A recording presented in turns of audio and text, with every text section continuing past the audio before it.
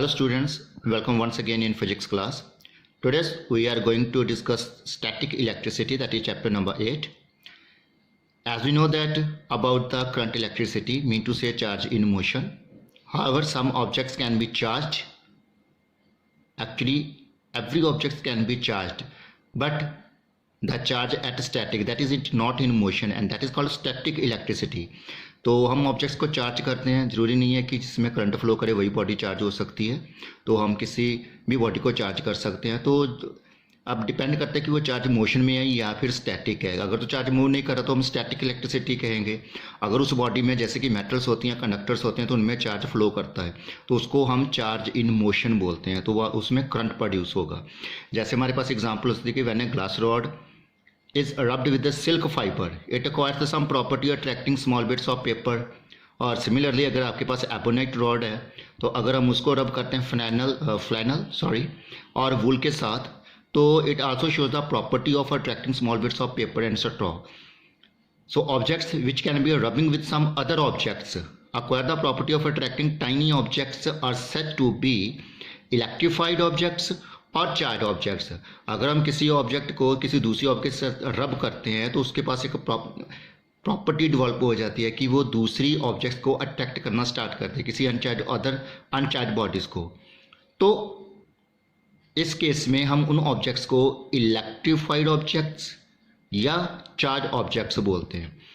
The charge developed on glass rod on rubbing with silk और developed on ebonite rod when rubbed with the wool is at rest. तो इन दोनों में glass rod ebonite rod में charge flow नहीं कर रहा, that is charge at rest. So such charge are called static charge. So a body possessing electric charge is called charge body and which has no electric charge is called uncharge body. So जिसके पास जिस body पे charge है तो हम उसको charge body बोलेंगे, और जिस पे चार्ज नहीं है और उसको अनचार्ज बॉडी कहते हैं. Ordinary bodies are uncharge. जो सिंपल बॉडी है जैसे पेन है, ये अनचार्ज है. अब when a body made of material like glass, ebonite, amber, plastic, rubber etcetera rub with the material like silk, wool, fur और फ्लैनल, इट गेट्स चार्ज और electrified. इन सारी बॉडीज़ को जब हम इनके साथ रब करते हैं, सिल्क के साथ, वूल के साथ या फर के साथ, they will get the charge और इलेक्ट्रीफाइड. सो इनमें क्या प्रॉपर्टी, कैसे पता चलेगा कि ऑब्जेक्ट्स गेट चार्ज? तो हम क्या करते हैं कि स्मॉल बिट्स ऑफ पेपर या स्ट्रॉ या ड्राई लीव्स होते हैं, उनके साथ हम इनकी देखते हैं कि इनकी प्रॉपर्टी आ जाती है अट्रैक्शन की, उसको अट्रैक्ट करते हैं, तो उससे हमें पता चल जाए कि हाँ ऑब्जेक्ट पे चार्ज आ गया है. As a charge is produced on the rubbing और during rubbing some work is done against friction. The process of electrification is called charging by friction. So we are rubbing the objects with the other objects and some work has to be done against a friction. तो इस type के कि bye rubbing जो charge produce होता है, जहाँ body को हम ऐसे इलेक्ट्रीफाई करते हैं, चार्ज करते हैं, तो इस टाइप को हम बोलते हैं charging by friction. So let perform an activity to understand this activity. This is activity number 2 to show electrification by rubbing. तो इसमें हमें रिक्वायर्ड है प्लास्टिक स्केल, कम और पेन. इन तीनों में से कुछ भी आपके पास हो. टाइनी बिट्स ऑफ पेपर चाहिए, वूलन चाहिए, नायलॉन मटेरियल चाहिए, तो ये सारी चीज़ें रिक्वायर्ड है अभी. तो पहले क्या है कि हमने कॉम्प को लेना है, बिल्कुल ड्राई कॉम्प चाहिए. पेपर बिट्स के पास लेके जाते हैं तो आप देखोगे, ऑब्जर्व करोगे कि पेपर बिट्स को अट्रैक्ट नहीं करती. Then after that same comb को हम लेंगे और ड्राई हेयर में मेक श्योर दैट कि हेयर शुड बी ड्राई. उसके साथ रबिंग के बाद हम इसके पास लेके, now look at that, it will start attract the bits of paper. It means that कि after rubbing with the hair, dry hair, the comb is electrified. क्योंकि फ्रिक्शन हो रही है दोनों बॉडीज़ में, तो ये इलेक्ट्रीफाइड हो गई है. And if you are trying to look in the darkness, थोड़ा सा अंधेरे में आप देखोगे, तो नाउ लुक एट दैट. तो जैसे ही आप कम को अपने बालों में रब कर रहे हो, देन व्हाट विल हैपन, कुछ स्पार्किंग प्रोड्यूस होती है, तो वो भी फ्रिक्शन के कारण प्रोड्यूस होती है. उससे शो हो जाएगा कि after rubbing body gets the charge. So same happen with the plastic scale और you have a pen, plastic pen, तो आप उसके साथ भी इस एक्टिविटी को परफॉर्म कर सकते हो.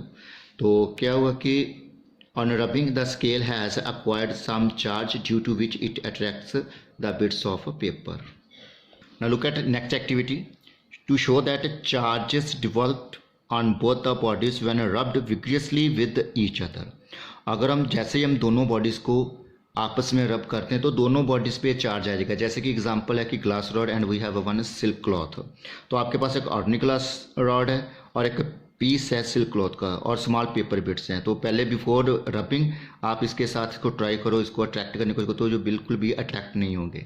तो क्या होगा कि हमने इसको विगरसली रब करेंगे दोनों को एक साथ. तो वन बाय वन आप देखो ग्लास रॉड को जैसे ही आप पेपर बिट्स के पास लेके जाओगे तो वो भी पेपर बिट्स को अट्रैक्ट करेगा. सिमिलरली जो हमारे पास सिल्क का क्लॉथ है, पीस ऑफ सिल्क क्लॉथ, उसको जो लेके जाते हैं उसके पास पेपर बिट्स के पास तो वो भी अट्रैक्ट करेगा. तो it is very clear. It means that charges are produced on both glass rod as well as silk cloth when these are rubbed together. So electric charges, it means जब body charge acquire करती है तो उस पे पास एक property आ जाती है कि वो दूसरी बॉडी पे फोर्स अप्लाई करेगी. ठीक है. So from a series of simple experiments one finds that there are only two types of electric charge. तो बड़ा क्लियर है कि 2 टाइप्स का चार्ज होता है अकॉर्डिंग टू बेंजामिन फ्रैंकलिन. इन दोनों चार्ज को उन्हें नाम दिया, one is a positive charge, second is a negative charge. So जैसे कि हमने सिल्क रॉड ग्लास रॉड को रब किया था सिल्क क्लॉथ के साथ, तो after rubbing, after charging the glass rod, it will acquire the positive charge, and ebonite rod rubbed with the wool is negatively charged. So charge की 2 types होती हैं, एक पॉजिटिव चार्ज और second one is negative charge. But more over जब जो positive और negative charge होते हैं, ये पॉजिटिव और नेगेटिव जस्ट सिंबल्स होते हैं इनको रिप्रेजेंट्स करने के लिए, and they have no relation with mathematical operation. तो उनका कुछ इसके साथ कोई रिलेशन नहीं होता एडिशन या सब्ट्रैक्शन के साथ. और क्योंकि ये पहले ही ऐसे नॉमेनक्लेचर बन गया था कि पॉजिटिव और नेगेटिव चार्ज होते हैं और प्योरली आर्बिट्रेरी होते हैं ये बोथ और दैम, तो इनका एडिशन और सब्ट्रैक्शन के साथ कोई भी रिलेशन नहीं होता. Now electrostatic attraction and repulsion. Like charges repel each other but unlike charge attract each other. अगर हमारे पास 2 पॉजिटिव चार्ज होंगे वो भी रिपेल करेंगे, 2 नेगेटिव चार्ज होंगे क्योंकि लाइक चार्ज हैं वो भी एक दूसरे को रिपेल करेंगे. बट अगर 2 ऑब्जेक्ट्स के ऊपर अनलाइक चार्जेस है, दैट इज फॉर एग्जांपल कि some is a positive charge and other is a negative charge, then both will be attract each other. Let perform an activity, that is activity number 4. To show that like charges repel each other, इसके लिए हमें glass rods, 2 glass rod चाहिए होंगी, silk cloth, small bits of paper, a silk thread and another glass rod. तो इसके लिए क्या करेंगे, सबसे पहले एक ग्लास रॉड को लेंगे, उसको अच्छे से रब करने के बाद तो पहले चेक करेंगे कि वाकई वो चार्ज होगी, तो उसके लिए हम पेपर और बिट्स के पास लेके जाएंगे तो उसको अट्रैक्ट करेगी. देन इट मीन दैट कि it will get the charge. तो उसको हम आफ्टर दैट सिल्क थ्रेड के साथ उसको सस्पेंड कर देंगे, हैंग कर देंगे. Then after that other glass rod है जो हमारे पास, उसको भी लेंगे, सेम प्रोसेस करेंगे, उसको भी हम रब करने के बाद चेक करेंगे पहले कि it whether it will get the charge और नॉट. तो पेपर बिट्स की मदद के साथ इसको भी चेक करेंगे. देन आफ्टर दैट, क्योंकि हमने दोनों को सिल्क क्लॉथ के साथ रब किया था तो इट मीन्स दोनों का चार्ज इक्वल होना चाहिए. तो जैसे ही आप इस रॉड को पहले वाली रॉड के पास लेके जाते हो, देन व्हाट बी हैपन, तो ये rod move away from this rod, that is वो रिपेल करेंगी एक दूसरे को. तो ये रॉड है जो सेकंड रॉड है वो फर्स्ट रॉड को रिपेल करेगी. तो but it is very clear that कि both rods have the same charge, like charge हैं दोनों पे. और जैसे कि हमने पढ़ा पहले प्रीवियसली कि ग्लास रॉड को जब हम सिल्क क्लॉथ के साथ रब करते हैं it will get the positive charge. So both rods have same charge and will repel each other. अब एक्टिविटी 5, ग्लास रॉड को अगेन जैसे हमने पहले एक्टिविटी में किया कि हम इसको सिल्क क्लॉथ के साथ रब करेंगे, उसको सस्पेंड किया तो it will get the positive charge. अब एबोनाइट रॉड को लिया तो रब किया इसको फ्लैनल के साथ या फर के साथ आप रब करने के बाद इस पे जो चार्ज आएगा तो वो नेगेटिव चार्ज होता है. तो हमें कैसे पता चलेगा कि ये अनलाइक चार्ज है, तो हमने क्या करना है कि इस रॉड को, एबोनाइट रॉड को हम पास लेके जाएंगे ग्लास रॉड के साथ. तो then what will happen, it will start attracting the glass rod towards them.